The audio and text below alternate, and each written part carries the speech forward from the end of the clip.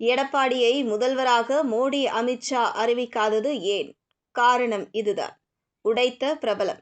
தமிழகத்தில் பிரச்சாரத்துக்கு வரும் பிரதமர் மோடி, மத்திய உள்துறை அமைச்சர் அமித்ஷா ஆகியோர் எடப்பாடி பழனிசாமியை முதல்வர் வேட்பாளர் என்று கூறுவதை தவிர்த்து வருகின்றனர்.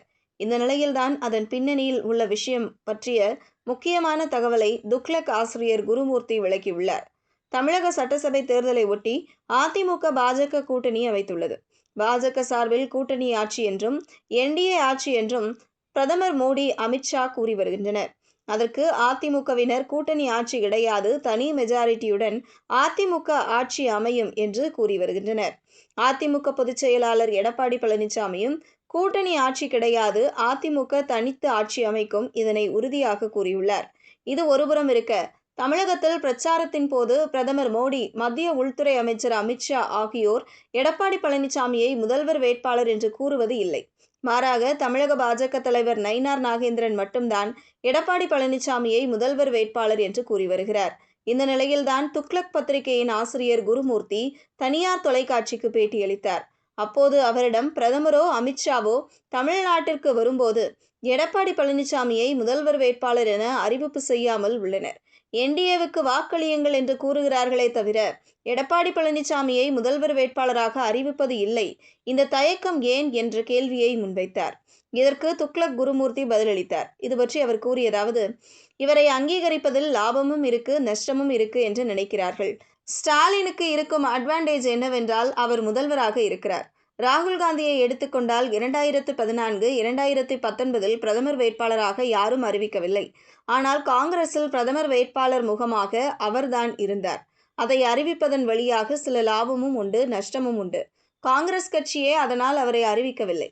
2019 ராகுல் காந்தியை பிரதமர் வேட்பாளராக அறிவிக்கும்படி சோனியா காந்தி கூறியதால் தமிழ்நாட்டில் அறிவிப்பு வெளியிடப்பட்டது. அரசியலில் தனிப்பட்ட தலைவருக்கு இருக்கும் செல்வாக்கு, அதன் மூலமாக மக்களால் அவர் ஏற்கப்படும் தன்மை தமிழ்நாட்டில் குறைவாக இருக்கிறது என நினைக்கிறேன். மேலும் அதிமுக தனித்துதான் ஆட்சி அமைக்கும் என அவர் சொல்கிறார். இது தவிர கூட்டணி ஆட்சி என்பது ஒன்று, ஆட்சியில் பங்கு இருக்கிறதா இல்லையா என்பது இரண்டாவது. 2006 திமுகவுக்கு தனி பெரும்பான்மை கிடைக்காத போதும் முழு ஆட்சியை நடத்திய பெருமை கருணாநிதிக்கு மட்டும்தான் உண்டு. மத்தியில் ஆட்சியில் பங்கு பெற்று இங்கு பங்கு கொடுக்காமல் அவர் ஆட்சி நடத்தினார். அப்போது 25, 26 எம்எல்ஏக்கள் காங்கிரஸ் கட்சிக்கு இருந்தது. மைனாரிட்டி அரசு என்று ஜெயலலிதா கூறினார். ஆனாலும் ஆட்சியில் பங்கு கொடுக்கவில்லை. அத்தகைய திறமை ஸ்டாலினுக்கோ எடப்பாடிக்கோ கிடையாது. திமுகவுக்கு தனிப்பெரும்பான்மை கிடைக்காவிட்டால் ஆட்சியில் பங்கு தர மாட்டேன் என்று சொல்லும் அளவுக்கு ஸ்டாலினுக்கு ஆளுமை கிடையாது. கருணாநிதிக்கு சென்ட்ரலில் ஒரு பிடிப்பு இருந்தது, இப்போது கிடையாது. தமிழகத்தின் தற்போதைய நிலையை பார்த்தால் எந்த பிரதான கட்சிக்கும் தனிப்பெரும்பான்மை கிடைக்காத நிலை உள்ளது. அதிமுக, திமுகவுக்கு தனி பெரும்பான்மை வர வாய்ப்பே இல்லை என நினைக்கிறேன். 2026 தமிழகத்தில் கூட்டணி ஆட்சி வரலாம். அதை நோக்கி செல்வதாக நான் கருதுகிறேன். அதேவேளையில் கூட்டணி ஆட்சி கிடையாது என ஸ்டாலின், எடப்பாடி ஆகியோரை அப்படியான ஸ்டாண்ட் எடுப்பது சரிதான்.